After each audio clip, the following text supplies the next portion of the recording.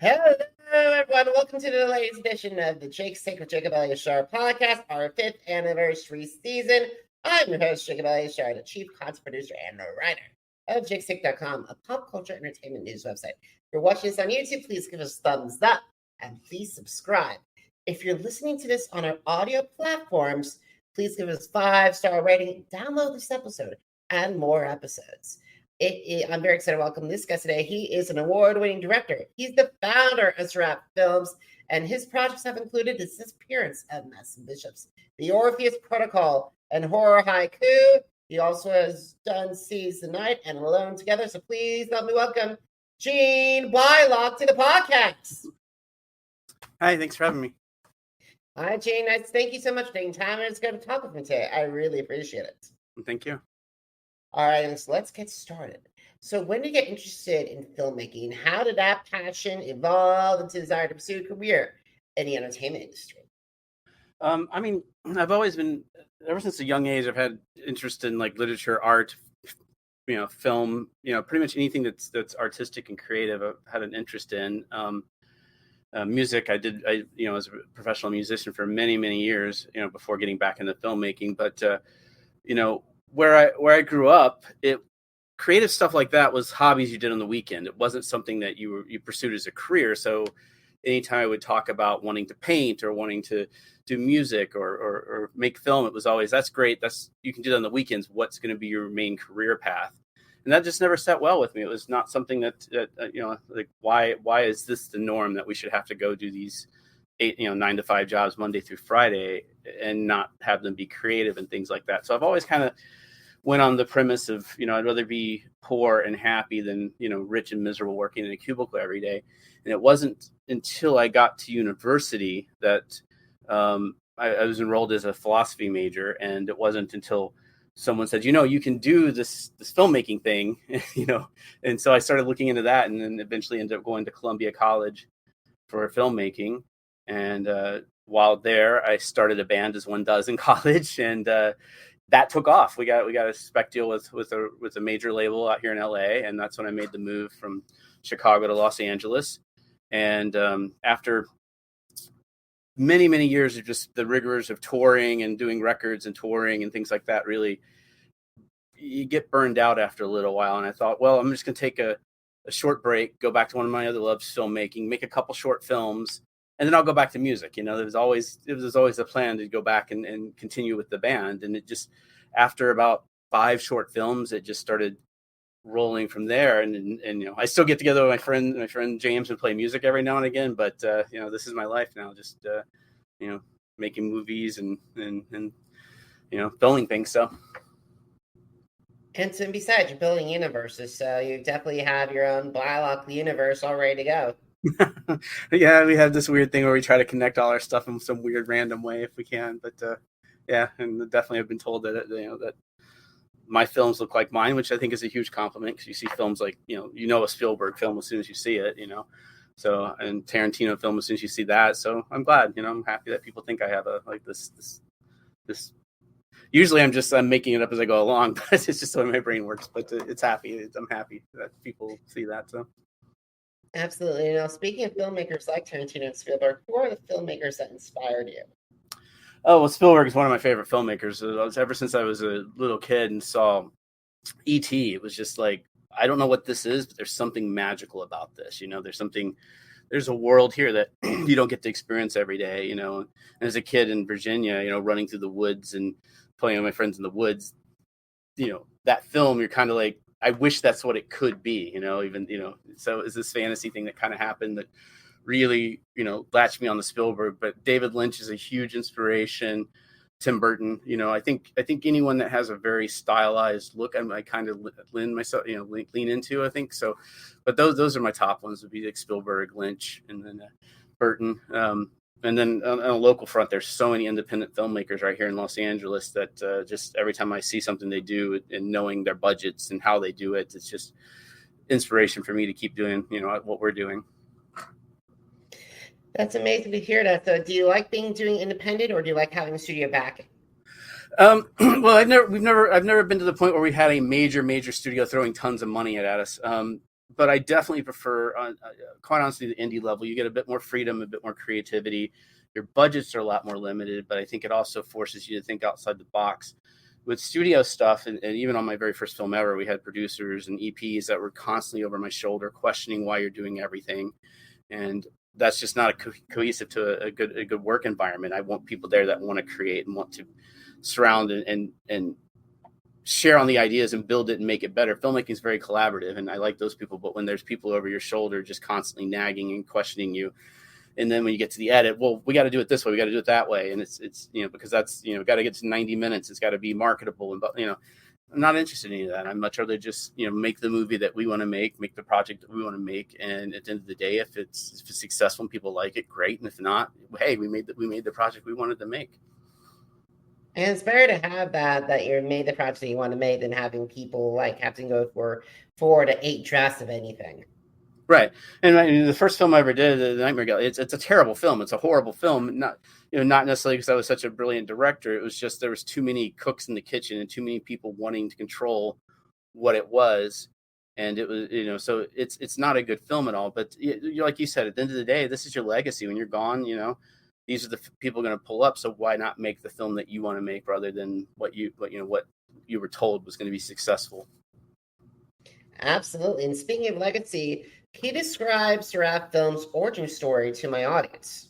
It kind of came about in a roundabout way. It's just when we were doing things at university, making little short films and things like that, we wanted to put little logos at the beginning, and so it just came up with Seraph Films because it's kind of a play on seraphim, which is a type of angel, and for some reason even though I have no religious, I'm an atheist, but the concept of angels has always kind of fascinated me. So, Seraphim became Seraph Films, and it was something I just threw on projects we were doing just for fun. But then when it came time to actually start doing productions under my, under production company that I was trying to get off the ground with my partner, business partner, Phil, we needed a name, and that just seemed as good as any. So that's what kind of stuck, and that's where we left. It's always been that, but it's a collective of indie filmmakers. It's always has been. It's always been about getting people together. That obviously everybody needs to get paid and needs to make money and pay rent and stuff like that. But that's not the reason we're making this. We're getting together because we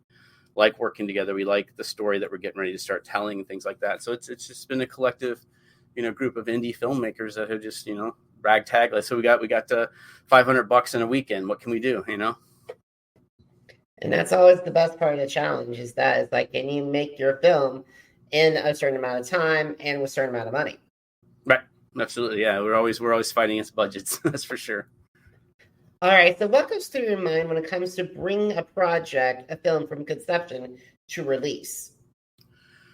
What goes through my mind? Well, I think as soon as it's hard for me to if the script is really good and I start reading, it's really hard for me to stay concentrated on the script because my brain automatically jumps to this shot and that shot and how we're going to tell this and the camera's going to move from here to here. So I often have to go back and realize I've read 4 pages of the script that I don't recall because I got to go back and read it again because my brain was already into production mode. So if the script is really good and it's something I enjoy, I'm in 100%. I usually start creating a playlist that's going to represent the film, and I'll carry that all the way through, even on set. And I'm listening to the music that I've kind of set up from day one to do it and work through production things. But ultimately what goes through my mind is what is this character's story? What is his arc? What is he going through? How is he relatable to us as either wanting to go along on this journey with him or wanting to see him fail or wanting to see, what is compelling about him that makes us want to follow that story?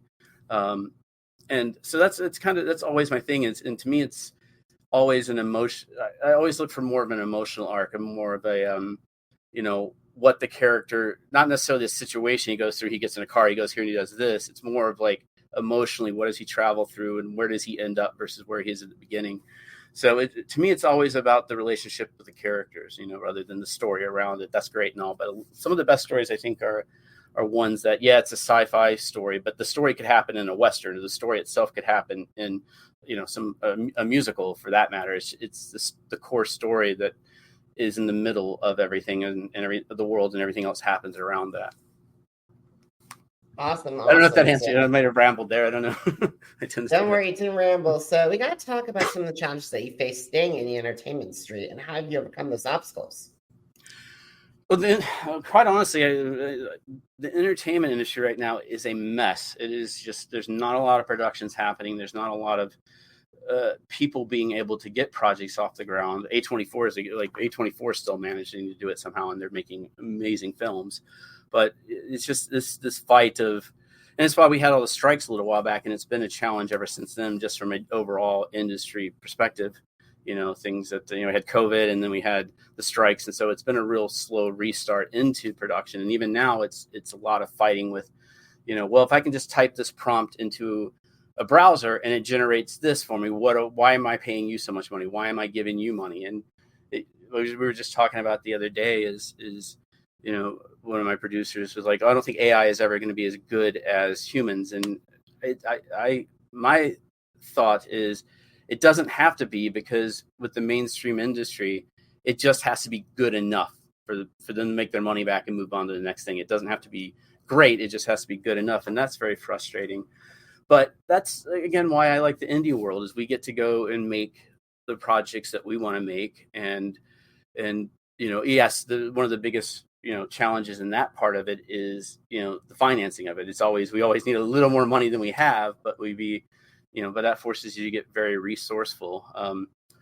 Like the other day, we shot 3 days on an upcoming feature that's not going to go into production for another 5 months or so, like that. But we had one of the locations that's going to save about $6,000 or $7,000 down the road. So we got the cast and crew together and said, hey, can we pull this off? Can we shoot the scene now, 6 months ahead of production? And everyone was really about it. But, so those are some of the challenges, is always like having enough money to really get what's in your head out, what's inside your head out onto the screen and in the story.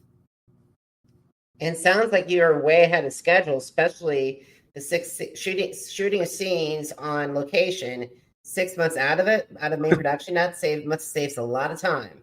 But we went into it like we were getting the cast and crew together. Like, we understand we are absolutely mental for trying to do this right now. It's insane, but do you guys want to try to go along with this? And that's the people I work with, and the teams, the team I try to put together, and the talent. They're always like, yeah, let's do it. If we can, if this is going to give us more money down the road, if this is going to help in some way or another, let's do it. Let's just make this work. So you jump really into an intense analysis of the script and making sure that scene is perfect, and going from there. So just try and be as resourceful as possible. Awesome. I would love to talk about some of your projects with you, and Sure. how, because if you don't mind. Absolutely.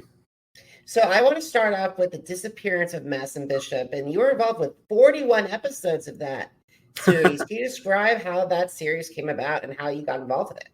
Yeah, I mean, I have a group of creative people I usually work with, and this is back. We used to do a lot more on YouTube. We still do things and post to YouTube every now and again. We still do another series we do, but at one point, that's where we were really concentrating on. We had a web series for another company we were doing, and we had our own stuff, but we had kind of reached a point where we were at kind of a pause between doing YouTube and short stuff, and we were in between features, and so we get bored pretty easy. So like, if it's not me, it's someone else on my team that's like, we really should shoot something now. And so it came up. John, one of my producing partners, is really into the ARG world, like the alternative reality game stuff, and so he had this concept of like, what if this girl's sister goes missing, and she has to figure out what happened, and reaches out to the internet for it. And we originally put it up without explanation, not saying, hey, this is a project that we're doing, us not even attached to it at all. We just kind of put it up on YouTube to see what would happen.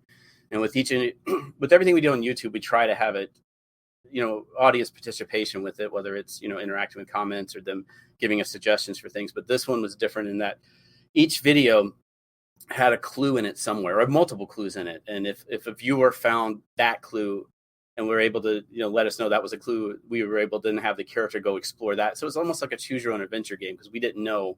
We had the overall arc, but we didn't know which part of the story we'd be telling next, because it was really dependent on the viewer finding whichever clue it went to. So we did that way, and it was interesting because we did things like leave a clue for a map location in Atlanta, Georgia, for example, to park. And I had, my sister lives there, so I had her go tape a thumb drive underneath the bench there that one of the viewers there went and found and was able to. So we really tried to make it an inclusive world for people to and figure out what happened to Madison Bishop.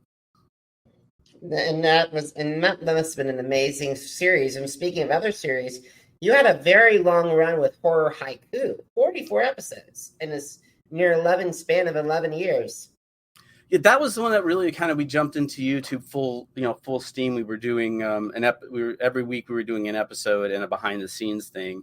And again, it was based on viewer submission. So we'd ask the viewer, leave your horror haiku in the comments, and then we would try to make it into an episode. And the episodes aren't, there's little small vignettes. It's like you're looking through a keyhole into something that's happening in the room, and it's just a sliver of the story.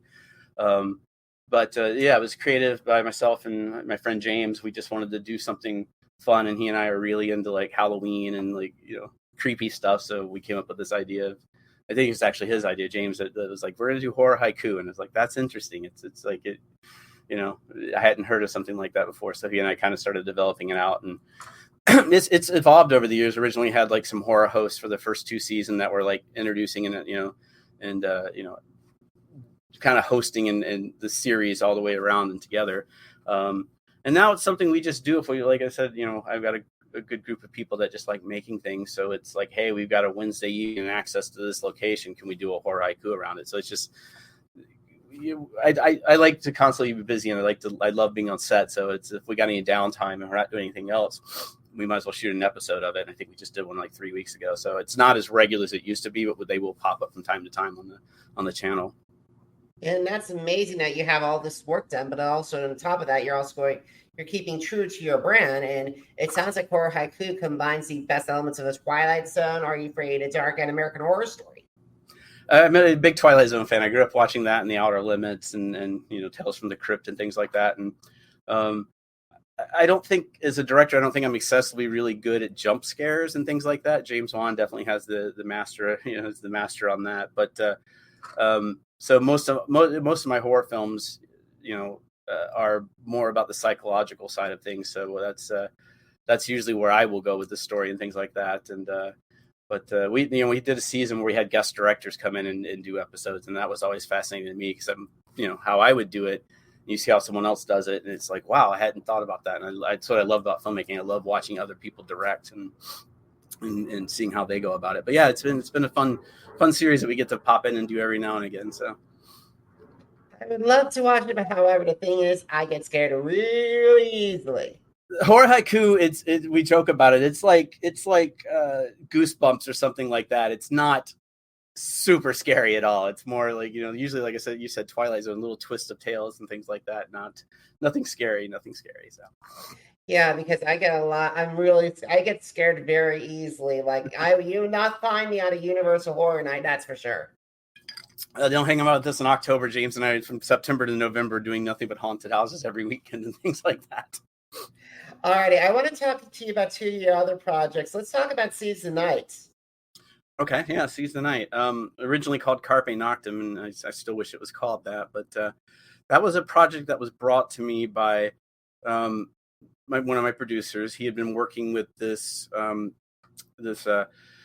guy here in Hollywood that had kind of created this story and asked John to help him look at the script and help him develop it and see what was actually, doable, and if it was something that could be produced for low budget. And after they had been working on it for a few months, he brought it to me, and I loved the story. It was, it takes place from sundown to sun up one night in Los Angeles, Christmas Eve in Los Angeles. And it's, boy meets girl, and they decide to spend the evening together, but there's a big secret being hidden. And throughout the end of the evening, that secret is revealed. It's not a horror film at all. It's drama, 100%. Everyone thinks everything I do is horror, but it's not. I actually much prefer drama. But so it was a very interesting production because it was at the time the lowest budget I'd ever had for a film, and we had to get incredibly resourceful. I remember we were guerrilling shots on Hollywood Boulevard, hanging out a car with a gimbal to try and get the car driving down Hollywood Boulevard and everything. But Pasha, who wrote it,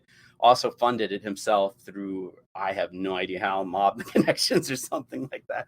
And we were joking that if he didn't show up to set one day, it wouldn't surprise us. But so he had written it for himself to play the lead, and that was like one of the stipulations that came along with it. I had to cast him as the lead, and he had to have approval of everything, and a lot of times I get that, your passion project and things like that. And I always try and honor what the writer and what the intent of the writer was. But we ended up changing a lot as we went along. The story just kind of developed, and rather than it being completely his story, it became his story told through the eyes of the girl that he meets throughout the evening. So it's his story, but it's told through a different lens, and I ended up changing the entire end of the film from what it originally was. But I'm pretty it's one of the films I'm very, very proud of, because we had so little resources, and yet the film feels huge. We kept just falling into being able to get locations that we thought we needed. Like, how do we get this goth club in Los Angeles, and how do we fill it with background to make sure it feels like it's alive and things, and being real creative about shooting all the wides one night, and then we don't have to bring the background back the next night, and just we just need a couple people moving in the background, which could be a crew member or something else. So we were very resourceful on that, and it feels a lot bigger than it has any right to be. But it's a story that I really love. It's a tragic, in the traditional, like, kind of tragedies, back when operas were either comedy or tragedy. It was one or the other, and this one I think has a little bit of comedy in it, but overall it's a tragedy. And I'm pretty happy with it. We pulled off some stuff that I honestly didn't think we would be able to do, and some of my best some of the best camera work that we had. We had a really great DP, Daniel Button, that was really able to be scrappy and be able, okay, we need a camera here, but we can't, we're shooting it in the middle of the night. How do we light this thing and everything? I was really creative about it, and really got some of my favorite shots we've ever gotten in any of the films. So Awesome. The final project I want to talk to you about is Alone Together. Alone Time. I'm so sorry. Why did I think of it was Alone Together? No, it's all good. Alone Time. Yeah, that was the film we did right after. There was this film right after Carpe Noctem, but we had started planning on doing it before COVID hit. And obviously that lockdowns happened, and we couldn't do anything, but it gave us time to kind of really start reflecting on the script and really kind of building it up to what it was. That came about because I had met a writer named Paul Coates, and he, he's a well-established playwright and is really well known in the theatrical world, and a brilliant director in his own as far as stage goes and things like that.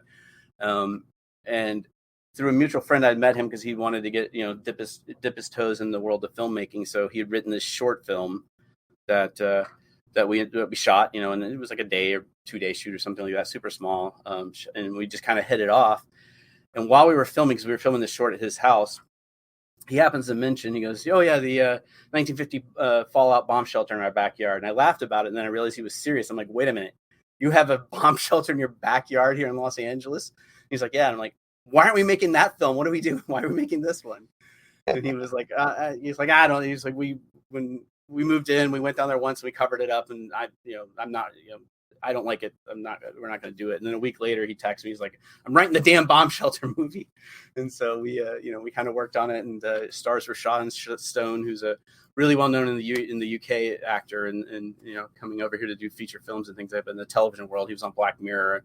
And if you saw him, you kind of go, "Oh yeah, I know that guy." But really well known in the UK world. But so it was really great to get to have him come over and be the lead in it. He's so compelling and strong. I guess it gets thrown in a little bit into the horror genre, but to me, it's more of a psychological thriller. It's about a writer who's moved into this new home that finds a bomb shelter in his backyard and becomes obsessed with it. And as he becomes more obsessed with that and trying to finish his latest novel, he ends up in a spiral of madness until he it gets obsessed. I have to know what's in this bomb shelter and what's calling me to go down there. And the funny thing I found out later on is that a lot of the beats in the script are things that actually happened when Paul first moved into his house. He found out like the previous occupant had died, and there in the bomb shelter, and so he wrote all that in the script. So the old adage of write what you know, he certainly did, but then put a whole fantastical side on it of a writer, descent into madness, which stories we've seen many times before, but this one he seemed to have a really unique spin on with with Colin being obsessed with getting into that bomb shelter and destroying everything, all his family and friends around him to make that happen. And again, another tragic ending. So tragedy and horror, those are the definitely your types of work, Gene. See, so it seems. All right, so let's talk about social media. So what have been some of the best ways that you use social media to not just discover your film, have people discover your films, but also become more involved with you and Seraph Films team? Yeah, I mean, social media has gotten a bit muddied these days. It's not what it once was as far as being able to connect people, because you get a lot of ads and everything else. But over the years, I've built up a lot of connections in the film world through either talent or other filmmakers and things like that. And a lot of times, like I said, we'll have a weekend that we want to shoot a horror haiku, so we'll just post on social media, hey, we need an act, we need 3 actors, and here's what they are. And usually there's a lot of response to that. And then our other, people that we worked with, we have all the talent we've ever worked with. They're just so supportive. A lot of times they'll help us find talent for what we're doing and things like that. And it's all done usually through social media and things like that. But, obviously you use it to, promote your work and hopefully get exposure that way. Awesome. So last question, are you ready? Mm-hmm. Where can my audience find information about your films, and also, not to mention, connect with you on social media?